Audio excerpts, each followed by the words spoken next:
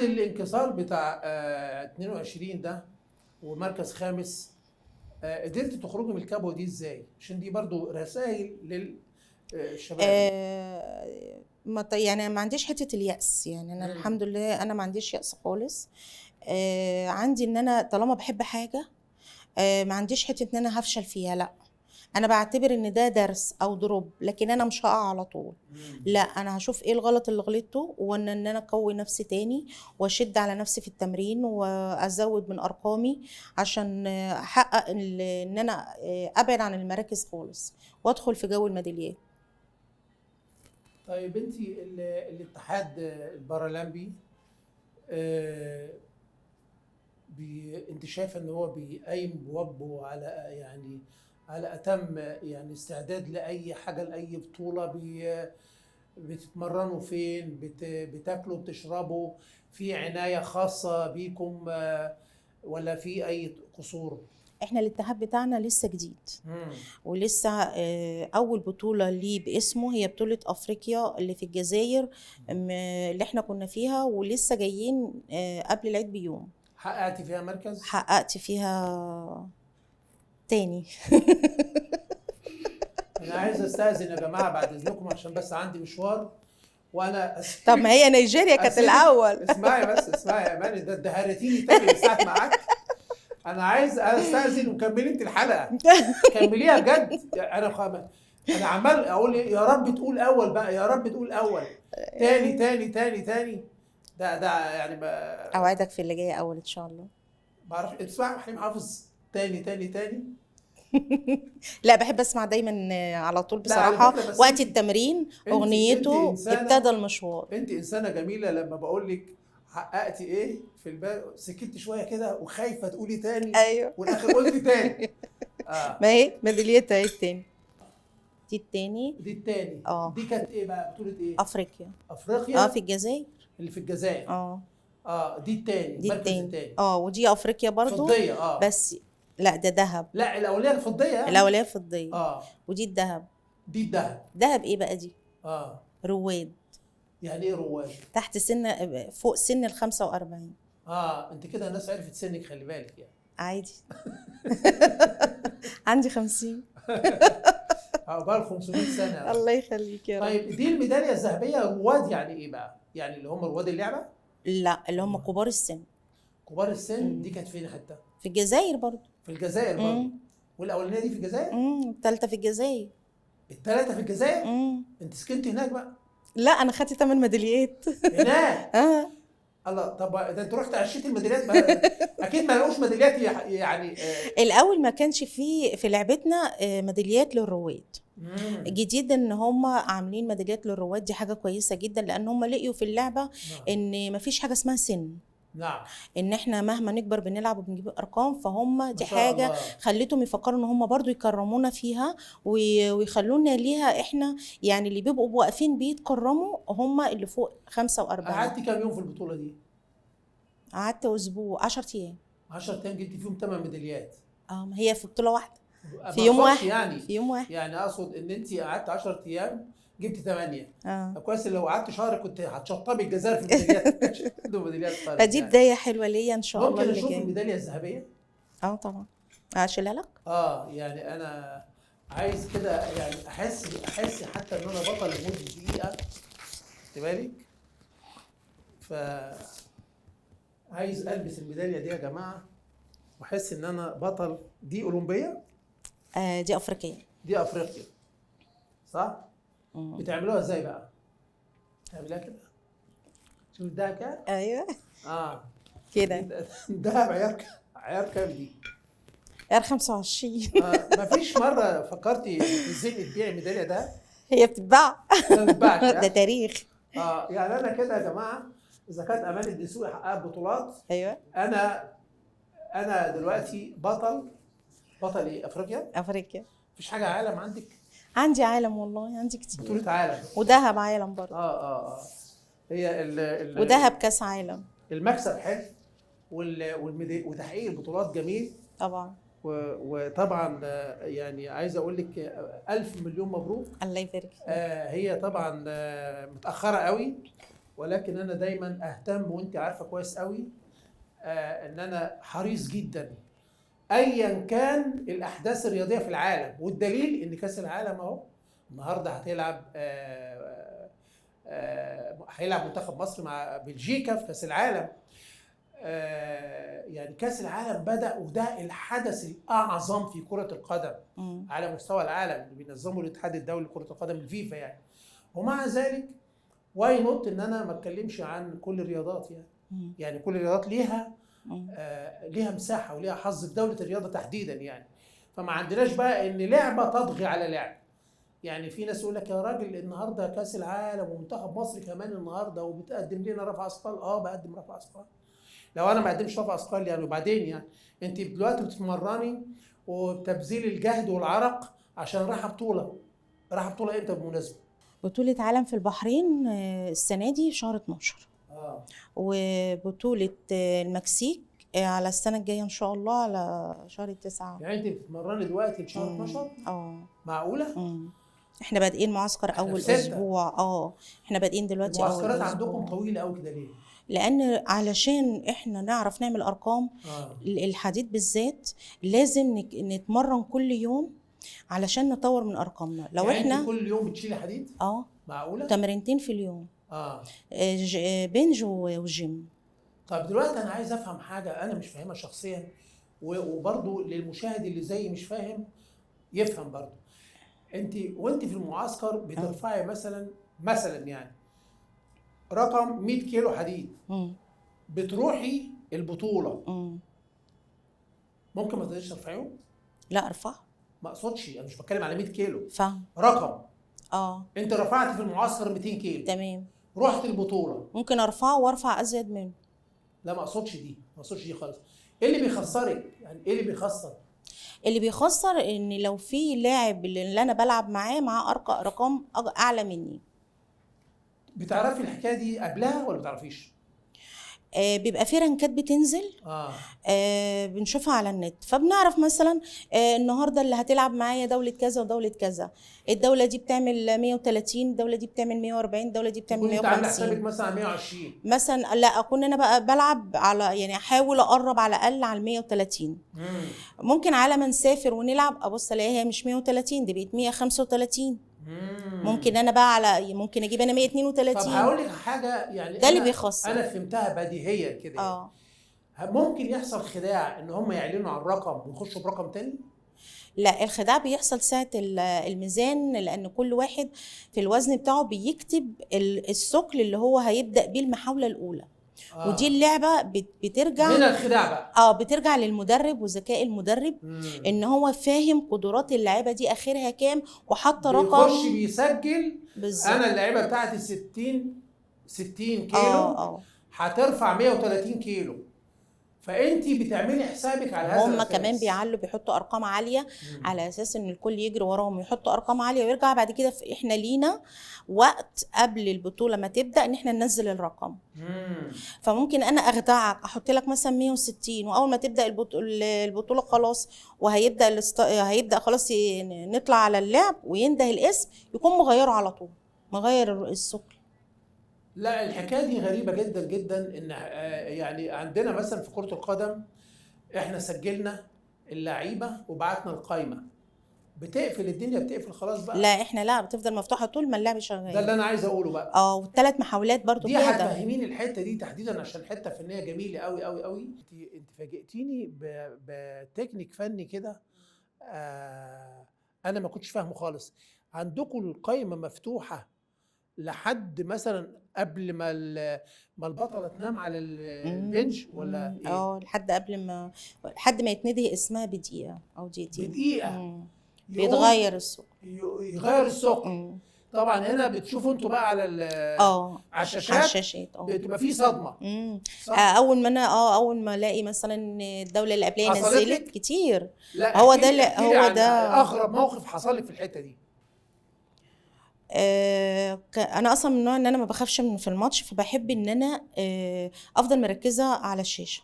واشوف اللاعيبه اللي قبليه شالت وهل معاها تاني بعد كده ولا لا، وهل الرقم اللي هي حطته يعني هو اللي هي كتبته في الاول، ولا نزلت ولا زودت. فانا ببقى يعني بحب حتى يعني الكابتن ابقى متعاونه معاه في حته الارقام، وندخل كذا، طب ندخل كذا، لو دخلنا الرقم ده يبقى احنا بنلعب على الميداليه دي، يبقى احنا بنلعب على المجموعه، يبقى احنا بنلعب على كده.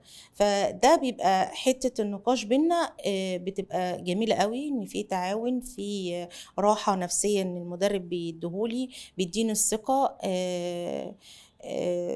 جو الرياضة نفسه وانا طالعة وبيتنده اسمي في الثقل اللي انا طالباه. الحمد لله ببقى طالعة بسرعة جدا، بفرحة، بقوة، بحس ان انا عندي قوة. بتحبي الحالة بتاعت الماتش نفسه. بالظبط. انت ما واضح كده بخافش، وانت بعشقه. في ناس بتبقى داخلة خايفة. انا داخله كاني داخله راح اقابل حبيبي يعني. اه الحديده ببقى بصلها كده بحب، ان انا داخله ان انا اجيبها، يعني بلعب بص الحديدة. بلعب ان انا الثقل ده بتاعي انا، دي بتاعتي ما انا. حدش مرة طلب منك فلوس قلت له على الحديدة؟ لا ما حصلش. بس انا شايفك متمسكه بالحديده بالحديده الثقل يعني. وانت عارفه احنا يعني الشعب المصري دمه خفيف شويه، فيقول لك ايه الاخبار والله على الحديده. انت بقى على الحديده فعلا يعني. انت ما بتكذبيش. انا بحب الحديده. انت لو قلت انا والحديده واحد مش هتكذبي طبعا. بتقولي لا وبتوصفي كمان ايه الوصف بتاعك جميل قوي. ببقى داخله على الحديده حاسه ان انا راح اقابل حد بحبه قوي. بحقيقي عشان كده هم عارفين ان انا لعيبه ماتش، ما تيجي بخافش. صرخه في السوشيال ميديا مشهوره قوي، يمكن الصرخه دي موجوده في تلفزيونات العالم كله يعني. دي كانت فين؟ في ريو. تاني انت اللي رجعتي؟ انت اللي سألت. لا انت اللي رجعتي لوحدك. انت سألت. في ريو جانيرو برازيل. صرخت صرخة على بابا. على مين؟ على بابا. يعني الصرخه دي كانت ايه؟ هي كانت مكسب طبعا. النطره نفسها اسمها النطره؟ لا انا لما دخلت الماتش انا ما كنتش متوقعه اني هعمل الرقم ده اصلا. ما كنتش متوقعه اصلا الماتش كله ينجح معايا من اول محاوله. وكان كابتن عماد بهجت وكابتن بدر كانوا معايا، وكانوا لامسين حالتي، وكانوا بصراحه بيعاملوني كويس جدا، وكانوا بيساندوكي بيدعموكي قوي قوي قوي لو يعني. بتحبيه بقى اعملي له بتاع ومش عارف ايه وكده. بالظبط. انت قلتي ايه في الصرخه دي؟ لان الصرخه دي احنا شفنا وحش، الله اكبر، خلي بالك. فوحش دي انا مش متخيله ان انا يعني ان انت نجحتي. مش حته نجحت كمان، نطقت يعني الكابتن دخلني 12 كيلو فرق ما بين المحاوله الثانيه والثالثه، وانا كنت خايفه منها. 12 كيلو. يعني انت المحاوله اللي قبل الاخيره رفعتها بالعافيه؟ لا ما رفعتهاش بالعافيه، كان الحديد حلو معايا جدا. طب ما انت قلت 12 12 كيلو فرق دي صعبه قوي. طب ما صعب معناها ان انت رفعتي المحاوله؟ لا انا معايا المحاوله الثانيه عادي، كانت سلسه وخفيفه جدا، فكان المفروض مثلا ان انا ازيد 5 كيلو كمان او 10 كيلو او 7 كيلو مثلا، لكن 12 كيلو. طبعا انا ما ده اللي حصل وانا ما كنتش اعرف. قلت ايه في الصرخه دي بقى وانا طالعه الرمب؟ لقيت الكابتن بيقول لي اماني خلاص احنا زودنا لك 12 كيلو. قلت له ليه يا كابتن عماد؟ قال لي خلاص بقى اماني احنا كده ضمننا الميداليه البرونز، نلعب دي يا جت يا ما جاتش، احنا كده بنلعب على الفضه. نحاول ناخدها من نيجيريا عشان نيجيريا دي اولمبياد. خدت فيها فضه؟ لا دخلت فعلا وجبتها، وكانت جميله جدا وكانت ناجحه، لكن اللي هم صححوا للنيجيريا وساعتها انا وفرنسا اتظلمنا. معقوله؟ يعني كان المفروض فرنسا تبقى ذهب وانا فضه ونيجيريا برونز. نيجيريا خدت الذهب وفرنسا خدت الفضه وانا خدت البرونز. قلت ايه في الصرخه دي؟ لان الصرخه دي مشهوره قوي. كنت بتقولي ايه مثلا يعني؟ الله. والله الله كده مش كده؟ دي صرخه مشهوره وموجوده يعني. دي عايزه اقول لك صرخه ترند على مستوى العالم يعني. انا قلت الله وبعدها بقيت اقول حبيبي يا بابا حبيبي. بس اتظلمتي، بتقولي اتظلمتي، انصدمتي. انا يعني كنت بلعب على الفضه. وهو حتى في الاولمبياد في ظلم. معقول؟ تحكيم. عارف يعني ايه تلعب 4 سنين بتاخد من عمرك ومن وقتك تصرف وتتمرن وتيجي عشان لحظة يعني لحظة دقيقتين بالظبط ممكن يضيعوا منك المصير مجرد ان هو تحكيم ظلم. دي لوحدها يعني طب انا بقول ظلم وحش قوي يعني. الاولمبيات او البطولات العالميه الدوليه زي الاولمبيات وزي كاس العالم وكاس القارات، الحاجات دي بتبقى تحت فوكس وعليها سبوت عالي قوي قوي. الحكام الموجودين ازاي يظلموا وكاميرات العالم كله عليهم ازاي؟ هي هم ليهم رؤية. انا مش بيبقى فيه لجنة تحكيم وفي بيبقى فيه ولا انت 3. بيتهيألك ان هم ظلموكي؟ لا هم ظلمونا فعلا. دي حقيقة. ليه احنا يعني انت كان ليكي الذهب؟ لا انا كان ليا الفضة. الفضه. فضة. خدت برونز اولمبياد؟ خدت برونز. خدت كام بقى فلوس؟ فين؟ في ريو. قبل ما ننسى بقى. لا اقول ليه؟ مش عارفه كل بطوله تسال على الفلوس. عشان بس بنبلغ الضرايب الحديده. ايوه كده. خدت كام؟ والله خدت كتير بس على الحديد. تقولي ايه بقى للابطال الصغيرين اللي هم يعني في سن بنتك مثلا؟ اقول للابطال او لغير الابطال اللي هم مفكرين ان هم يبقوا صعب على اللعبه او ان هم ما يمارسوش رياضه. اتفضلي. لا يمارسوا الرياضه طبيعي. انا مش عارفه اكمل كده. ليه؟ لازم اكون قدامك كده. تقولي لا اسيبك. انت بتضيع مني الكلام. بيكلموا في حاجات. خلي المخرج هنا يقف قدامنا. استاذ احمد والنبي عشان بس طب ماشي. كابتن اماني تقولي ايه بقى للجيل اللي طالع واللي هو امنيه حياته انه يبقى في مكانك ويحقق يعني بطولات ولما يسمع ان انت كنت في البرازيل، كنت في اليابان، كنت في اليونان وعلم مصر اترفع والسلام الوطني بيعزف وبتاخدي البطوله وبتاع، برضه الحلم بيراوده ان هو عايز يبقى زيك. تقولي له ايه؟ لانك انت اتقابلتي مع يأس كتير ومع انكسارات كتير.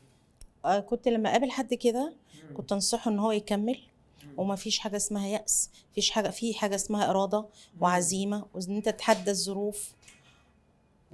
تتحدى الظروف ومفيش حاجه اسمها ان انت ما تجريش ورا حلمك. لا، اللي يجري ورا حلمه يحققه. مفيش مستحيل. في ان كل ما انت تبذل جهد ربنا لازم يكافئك عليه. في ابطال كتير طالعين وفي اجيال كتير بعدين طالعين، وعمر اللعبه دي ما هتموت وعمر اللعبه ما هتفضل على حد معين. وطول ما في كل واحد بيشوف من اللي زيه زي انا كده ما شفت من بعض زمايلي وبقيت زيهم في يوم من الايام، انتوا كمان شوفونا عشان تبقوا زينا في يوم من الايام. كابتن اماني مش عايز اتكلم بقى عن فلوس الميداليات لان انا عارف قوي ان كل ما اجيب السيره دي انا عارف انت يعني عايز تقول انا مش من الضرايب على فكره يعني، بس احنا بنعمل تقرير بعد الحلقه بنودي الضرايب دي مفاجاه. حرام عليك يعني خدت بالك؟ عادي انت لو حصدت الملايين بتقولي لنا وخلاص، يعني ايه المشكله؟ هعزمكم قريب قوي في الفيلا في الكمباوند على الحديده.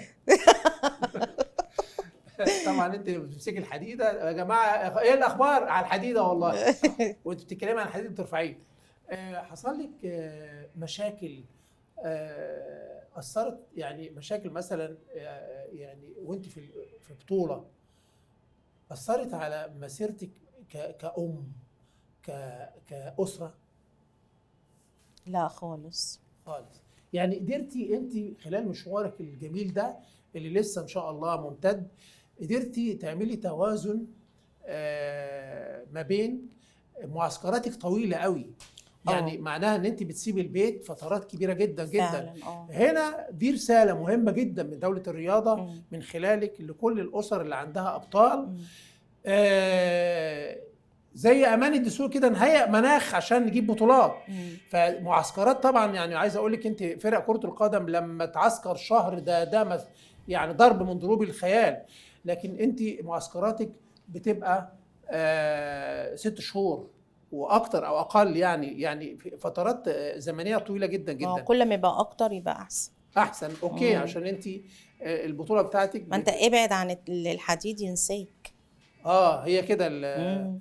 طيب بتعملي ايه؟ بتعملي التوازن ده ازاي ما بين البيت والاسره، مم. وقدرتي تحافظي على اسرتك وعلى رياضتك وتحققي بطولات كمان يعني؟ واحنا بنبقى في المعسكر مش طول الاسبوع، بنبقى موجودين من يوم السبت ليوم الاربعاء. اه ليه بنبقى موجودين؟ لان احنا بنتمرن تمرينتين في اليوم، مره الظهر ومره المغرب. نعم. التزام المعسكر غير النوادي، لان التزام المعسكر معسكر. بيبعدونا طبعا عن اي مشكله، عن اي دروب ممكن يحصل لنا، عن تعطيل في المواصلات واحنا جايين. فلازم احنا نبقى محطوطين في حته معينه، اللي هي نبقى مركزين في اللعبه وبس. بروح يوم الاربعاء طبعا بمارس حياتي كأم عادي. فترة اللي هي من الاربعاء للسبت بيبقى تواصل مع بنتي تليفونيا كل يوم لحد ما بنام، وبعرف اتابعها يعني على طول. لما بتروح البيت بقى مين اللي بيطبخ، انت ولا بنتك؟ لا انا. بجد؟ اه. يعني بتنسي بقى البطولات مم. وريدي جانيرو طبعا. والبن والكلام ده؟ يعني الحمد لله انا بعرف افصل آه. ما بين اللاعبه وبين الام والزوجه وكده يعني. اللي بتقعدي 3 ايام في البيت مثلا يعني؟ 3 ايام، 4 5 جمعه. بيأثروا عليكي لما بترجعي؟ لا خالص، لاني ما بلحقش التاثير. لو انا بعدت 10 ايام اسبوعين، هو ده التاثير، ان انا ببدا التمرين من الاول. انا عايز اقول حاجه مهمه قوي. شوفي، رغم ان البطولات ليها رونق وليها سحر، الا انك انت ممكن تملي في لحظه لما تلاقي المعسكر 6 شهور وبتقعدي فيه 5 ايام في الاسبوع، 6 شهور. ما بنحسش والله. احنا فجأة ايه، يلا خلاص البطولة دلوقتي. ليه؟ احنا فعلا بنتمرن كل يوم. احنا عشان بقالك سنين على كده. يعني التمرين كمان بيخلينا ننام. خلاص تاني يوم ايه، احنا في تمرين تاني كده. التمرين بيبقى صعب؟ التمرين لا، التمرين لو انا حباه عمره ما يبقى صعب، بالعكس انا ببقى عايزه ازود واضح اكتر. ان انت بتموتي في الحديده. انا بحب التمرين لان هو اولا صحيا. نعم. اللاعب اللي بيتعود على اللعب والتمرين هو بيبقى صحي ليه اكتر من الانسان طبعًا. العادي. طبعا. لو انا بطلت رياضه انا احس ان انا بصراحه عندي امراض الدنيا، مع اني ما عنديش حاجه. لكن احس ان انا مش انا يعني. لا، في حاجه كبيره قوي ناقصاني في حياتي. اللي بعيد عن الرياضه بتعجز بسرعه كمان يعني. بالظبط. انا تديني 50. ايه؟ انا تديني لا، لو هديك 20 سنه تمشي بيهم نفسك عبال ما اشوف لك الباقي. بس فانا بحب الرياضه عشان كده. والله يعني عايز اقول لك ان اجمل حاجه قلتها في الحلقه، انا تديني 50. لا، طب وانا مجنون عشان اقول لك انت عندك 50 سنه يعني؟ انا عايز اروح سليم يعني. لا بالعكس، ما شاء الله يعني، الله اكبر، حديد وبتاع وعضلات والكلام ده. فانا ازاي هقول لك انت عندك 50 يعني؟ انا عايز اروح يعني. فربنا طبعا يمدك بالصحه وموفور العمر، وتحققي بطولات وتحققي احلام بنتك اللي هي لعبت شويه حديد، وبرضه بتحققي حلم المرحوم الله يرحمه. بطولات كتيره. تحبي تقولي ايه قبل ما نقفل الحلقه؟ وزي ما قلت لك انا من شويه ان الكلام معاكي خلص، ولكن اللقاءات معاكي مش هتخلص، لان ده حقك على فكره على الاعلام كله، مش انا بس يعني. أنا عايزة أقول إن إحنا دلوقتي حاليا كنا بنحلم يبقى لنا اتحاد مستقل للعبة رفع الأثقال. نعم. فقط. دلوقتي بقى في الاتحاد البارالمبي لرفع الأثقال. الله جميل. وعشان اتحاد هو جديد طبعا، فأنا يعني أتمنى إن يبقى له سبونسر ودعم علشان إحنا نقدر نكمل في تمريننا ونحقق ميداليات أكتر ما كنا بنعمل الأول. ده دور الدولة بقى يعني. ده اللي أنا بتمناه، لأن الاتحاد واقف معانا وقفة يعني كويسة جدا. بيساندنا. كونه إن هو بصراحة يبدأ لنا معسكر ده عشان عايز اعمل الزرار. مع اني عاملاه طيران. معلش. كنت بقول ايه؟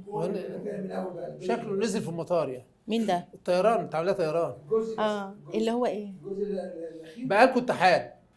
لينا اتحاد، ودلوقتي احنا معسكرين من دلوقتي عشان نطور ارقامنا، لان الدول التانية احنا بنروح نتفاجئ بارقام خياليه. احنا بنتخض حضرتك. يعني انا لما الاقي لاعيبه نيجيريا بتعمل 160 170 كيلو، لان الناس دي بتتمرن على طول، والناس دي ما بتفصلش تمرين. فدكتور ابراهيم امين هو رئيس الاتحاد بتاعنا، فمشكورا يعني دخلنا المعسكر على الوقت دوت، ان احنا من دلوقتي هنبدا نستعد للوس انجلوس ما شاء الله. امريكا. فمن دلوقتي هنبدا ان احنا ندخل البطولات اللي جايه، هي المحطات اللي هتوصلنا بعد كده للوس انجلوس، لانها كلها بطولات مؤهله. اولمبياد لوس انجلوس. هو يعني انت البطولات دي يعني تعتبر بطولات تمهيديه بتتمرنوا فيها، بتحققوا فيها لازم يحصل احتكاك، ولازم ده لازم دي اساسيه.